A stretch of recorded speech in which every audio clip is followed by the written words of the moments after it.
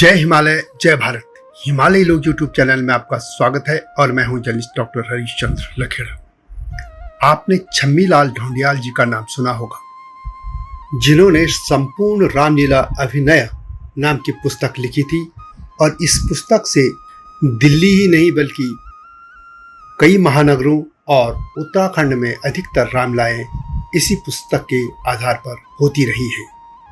और रामलीला का मंचन उत्तराखंडी समाज भी दिल्ली एनसीआर में खूब करता रहा है। इसके अलावा दिल्ली के अलावा ही चंडीगढ़, मुंबई, लखनऊ या जितने भी महानगर हैं जहाँ पर भी ये बड़ी संख्या में है, वहाँ पर ये अवश्य एक रामलीलाएं करते रहे हैं।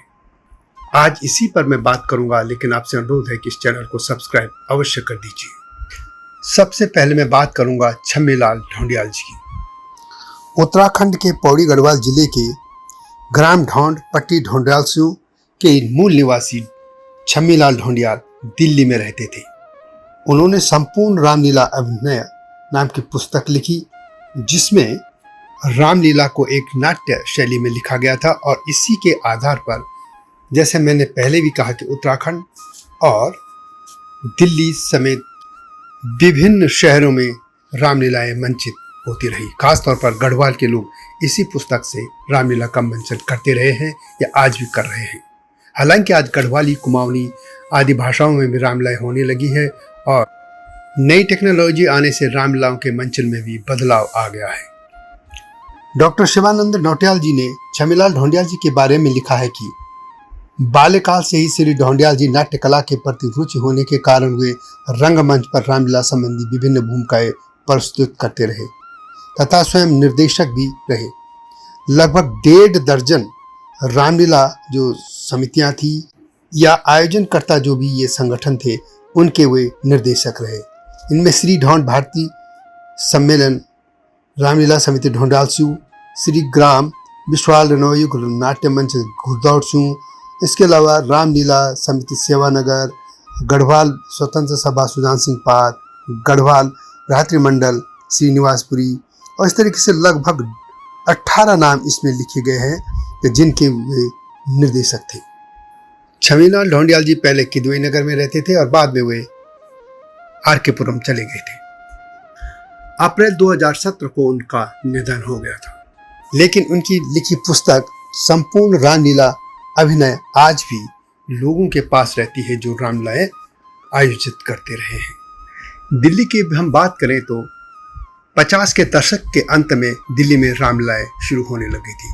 कहा जाता है कि दिल्ली में 1958 में रेलवे कॉलोनी किशनगंज में सबसे पहली उत्तराखंड रामलीला हुई थी। गढ़वाल कीर्तन मंडल एवं रामलीला समिति इसे करवाती थी और इसके अलावा और भी इलाकों में फिर रामलीलाएं शुरू होने लगी थी।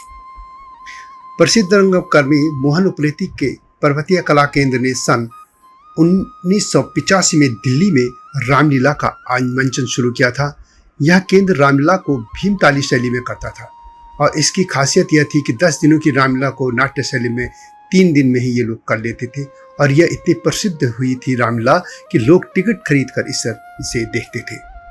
आज भी दिल्ली एनसीआर में विभिन्न क्षेत्रों में लोग रामलीलाएं करते हैं, वे उत्तराखंडी समाज करता है और कई जगह गढ़वाली में रामलीलाएं भी होती हैं।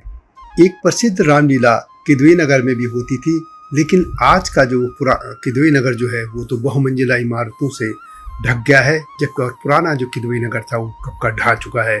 और जहाँ पे रामलीला होती थी वहाँ पर अब एम्स का फ्लाईओवर उधर से ही निकलता है और वो रामलीला मैदान पे जब फ्लाईओवर निकल गया तो उसके बाद वहाँ रामलीला भी बंद हो गई थी। उत्तराखंड में अक्टूबर के अलावा गर्मियों में यानी अप्रैल मई के दौरान भी रामलीला होती रही हैं। माना जाता है कि सर्वप्रथम रामलीला अल्मोड़ा में कुमाऊनी रामलीला हुई थी। अल्मोड़ा में 1860 में दान्या के बदी दत्त जोशी ने बद्रेश्वर मैदान में पहली रामलीला का आयोजन कराया था। हालांकि कुछ लोग यह भी कहते कि सन 1860 में अल्मोड़ा से जो रामलीला शुरू थी वहाँ भवानी दत्त जोशी और देवी दत्त जोशी ने रामलीला का गायकी के अंदाज में मंचन किया था और वहीं से यह गढ़वाली कुमाऊनी फैली, गढ़वाल तक में भी यह रामलीला फैली। रामलीला को फैलाने में व्यापारी वर्ग की मुख्य भूमिका रही है। देवप्रयाग में भी रामलीला होती थी। इसके अलावा पौड़ी में 1897 में कांडई गांव में रामलीला का आयोजन स्थानीय लोगों ने किया था। इसी तरह लैंसडाउन, सुमाड़ी, कोटद्वार, देवप्रयाग, श्रीनगर, जयरीखाल आदि में भी रामलीला होने लग गई थी। लैंसडाउन में रामलीला का आयोजन 1903 में शुरू हुआ, जबकि उसी के पास जयरीखाल में रामलीला 1959 से शुरू हुई। डिग्री कॉलेज जयरीखाल का छात्र होते हुए मैं तब उस रामलीला को मैं भी देखा करता था। आज अत्याधुनिक प्रौद्योगिकी आ जाने से, सूचना क्रांति हो जाने से रामलीलाओं का स्वरूप भी बदल गया है। उसमें नए नए प्रयोग भी हो रहे हैं और कई जगह के गढ़वाली, कुमाऊनी भाषाओं में भी रामलीलाओं का यह मंचन हो रहा है। हालांकि इनके दर्शक अब लगातार घट रहे हैं, क्योंकि जीवन शैली बदल जाने से और घरों में ही टेलीविज़न आ जाने से, इसके अलावा मोबाइल फ़ोन जब से आ गए और उसमें सोशल मीडिया आ गया तो लोग उसी में ज़्यादा व्यस्त हो जाते हैं। इसलिए जो रामलीलाएँ उत्तराखंडी समाज करता भी है तो उन पर भी अब संकट घिरता जा रहा है। तो छम्मीलाल ढोंडियाल जी को याद करते हुए यह रामलीला का एक गाथा आपके सामने प्रस्तुत की है। यह वीडियो कैसे लगे कमेंट में अवश्य लिखें और हिमालय सभ्यता पर केंद्रित इस चैनल को सब्सक्राइब अवश्य कीजिएगा।